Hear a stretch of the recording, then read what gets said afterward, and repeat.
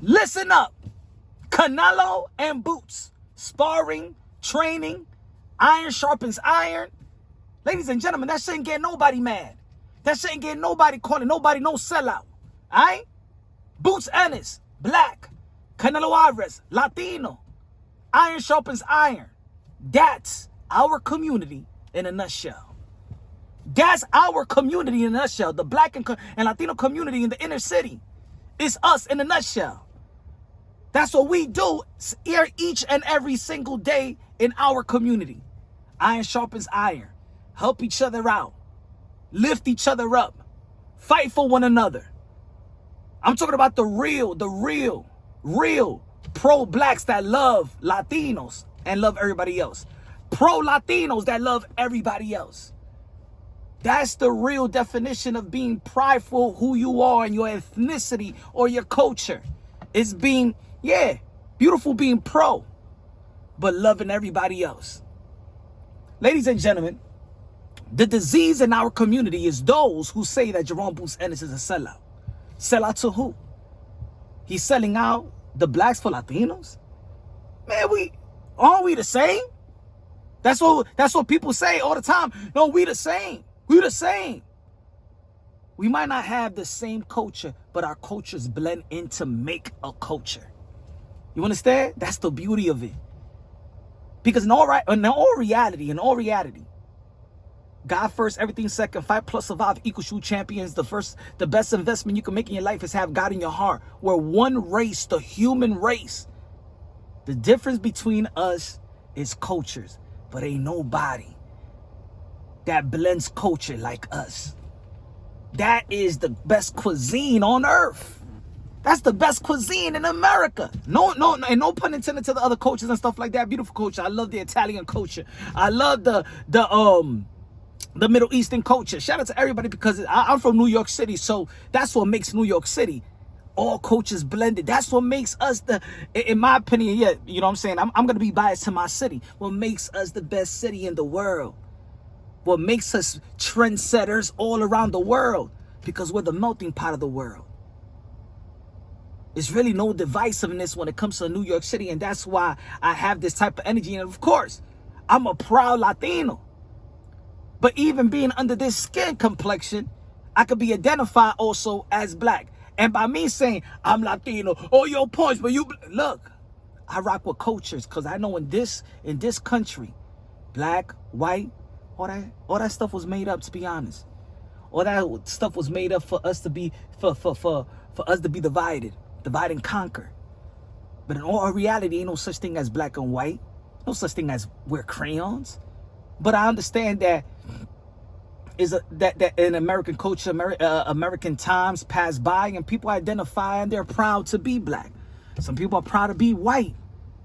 But that doesn't mean being proud of your culture, your ethnicity. If you want to identify as race, that doesn't mean you will hate everybody else. That doesn't mean uplift yours to downplay others. To be proud of yours. Be excited about yours. And love everybody else. We adopt each other's cultures, right? So now, when we're talking about the sport of boxing, we're talking about Boots versus Canelo, right? And I say that that's us in a nutshell. Iron sharpens iron. That's us. Even when we do an illegal-ish, right? Even in the drug game, where black people gonna get that work from? Where Poppy go? Where the blacks gonna get that manteca, that cocaína? You know what I'm saying? Just like blacks. Well, before it was America, you already know. I don't want to go in depth into the politics and government and stuff like that. But you know, Latinos is here in this country before it was formed as America. But it was here doing their thing. And the blacks, you know what I'm saying, got snatched up over there, got brought over here. And they put that work in over here to build this country as well. Alongside with the people that already had the building this section of the world. Black Latinos did their thing, and Asians as well did their thing. Shout out to my beautiful Asian people. Y'all already know my grandfather's Cantonese. And then government got in the way and stuff like that. But of course, if it wasn't for the work and the sacrifice and what blacks had to go through in this country, open the doors for people to come in this country and set up shop. But guess what we set up shop at? In the black community. So we brought service. Latinos brought service to the black community. Black community blended their culture. We blended cultures. Hard work, dedication. Masters of the minds, the have-nots, and make something out of it. That's why we celebrate like we don't got the next day. We're the most feared and celebrated. Even people are confused how we come from where we come from the dirt, and still have a smile on our face, and still when we get up and go out, you know, looking fresh and looking nice, we got the same type of feeling. So for those in this community that try to downplay Jaron Boots Ennis and throw shades at him because he's working with Canelo Álvarez, shame on you. You're a disease in our community because you still want us divided. Those black folks that look at Boots Ennis and say that he's a sellout because you look down on Latinos. Those that look at, I'm going to say it again, those that look at Jaron Boots Ennis and calling him a sellout because he's working with a fellow Latino, come from the same community. We always help each other out. You guys are a sellout to us and a sellout to real black folks. Because the heart of black folks is never to shut us away. The heart of black folks, the original blacks in this country never pushed us away. It's the reason our community, it is what it is, because they welcome us with open arms. They welcome Latinos with open arms. We ain't nobody for anybody to say that they're selling out if they join us. Those black folks are a disease. Those who shamed Boots Ennis are a disease. The Timothy Bradleys of the world saying that he needs to report. You do a disease, my brother. Bernie the boxer, which I feel like Bernie the boxer was a cool dude, but that's a disease mentality. Sellout? But Canelo Álvarez's boots, that's a definition of what our community is. That's our community in a nutshell, man. Iron sharpen irons, help each other out.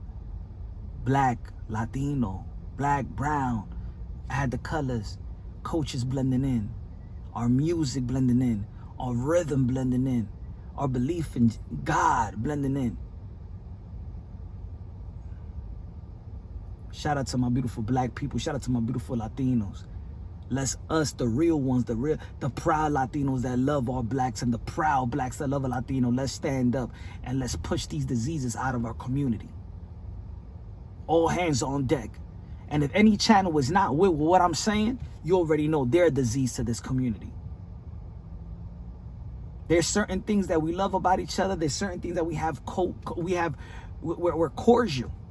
And there's some times we throw shots at each other. You know what I'm saying? But that's the nature of it. You know, we throw shots at each other. You know, we don't got to be that separated and segregated, man. That's what makes our community beautiful.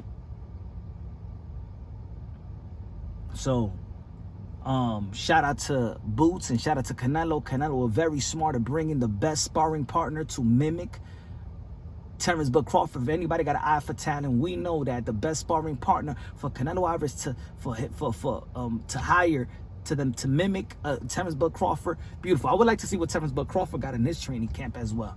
Who can mimic Canelo Álvarez, because I think that Canelo Álvarez has faced guys, you know, in the level or above the level of Terrence Bud Crawford, but Terrence Bud Crawford ain't never fought nobody like Canelo. I got Canelo Álvarez beating Terrence Bud Crawford. Hopefully Terrence Bud Crawford show that dog that he is, but because of that dog, that's why I got Canelo Álvarez stopping him, because of the dog of Terrence Bud Crawford. Because I don't see at the age of 38 that Terrence Bud Crawford is going to really change his ways.